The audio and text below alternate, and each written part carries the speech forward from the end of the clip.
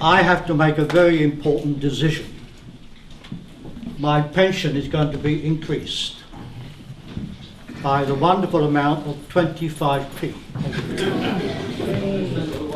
I will be 80, and it's causing me sleepless nights. Because today, even a second-class stamp is higher than the 25p. And if you go to the toilets of Westminster Underground, that costs you 50p. That is the kind of situation that we're in today. Friends, for the past 30 years, the pensioners of this country have been betrayed. And I include both of the governments in that. 30 years. In 1980, Thatcher broke the link between the wages and our pension. It was devastating. We were on a low pension then, and it's not tremendously high now.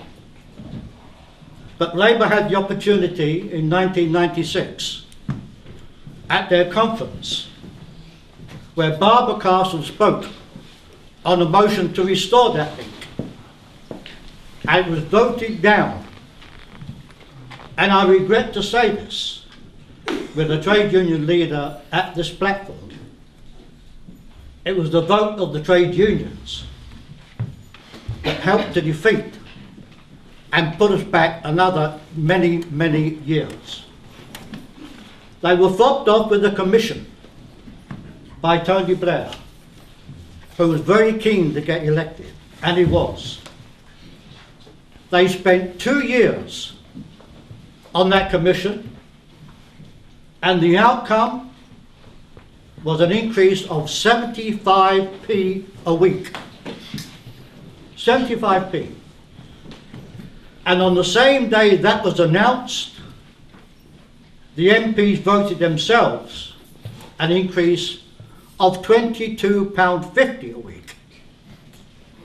That is why I say it's betrayal. And we have to respond to it in a positive, democratic, and if I use the word militant way, so be it. Because it's now facing a crisis situation. You've heard the doctors on the NHS, and you'll hear other instances. I've managed to read part of the white paper on the NHS, and what little hair I've got stood up. I tell you, it is terrifying. And we have to act. If there will be mass demonstrations called for, go for it. Marches, go for it. Whether we can walk 500 yards or 500 miles, we have got to do it. Because we cannot let this government, or those that betrayed us before, come out with false promises and say, yes, leave it to us. Well, we did. And look what happened. Every year, during the winter period, 30 to 32,000 pensioners died above the normal death rate, mainly due to hypothermia. They have to take a choice, heat or eat. And we cannot allow this to take place more and more each year, as we are now in the year 2010. That rate of the pension and the wages has cost pensioners £30 to £35 a week. We want it back. We demand it back. And we demand all the help of the labour movement from left to right. I don't give a damn. We have got to protect the pensioners. I'm 80, so I've only got a few more years. But there are young pensioners of 60, 65. They are going to face an increase in their pension rate, age 65, 67. What is going on? We've argued before as pensioners that the cold weather payment is fine, But you know, it also gets cold in September and October. And they pay us that in November. We want it added to the state pension now. We cannot wait much longer. And I'm calling upon the pensioners and the supporters, because there are two things under attack principally. That is the Freedom Pass. That could be cut or reduced.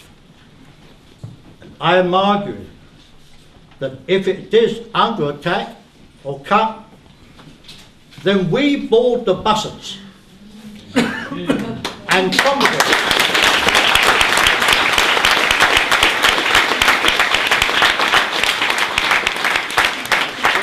We flood the underground stations. We won't be able to jump over, but we're calling the railway staff to open the gate for us. It's got to be action of that nature. It's got to be. It's been said before, we've done it in the poll tax, and we can do it again. My final point is a lobby of Parliament, which has been called, and there'll be many more. I want the pensioners in particular, when they lobby their MPs, with their supporters and friends, to put in a green slip for your MP. And until he comes out, or she comes out, we sit together in the hall of Westminster. And if there's thousands in there, let me try to remove us. That's the action we have to take to defeat these cuts. Thank you very much.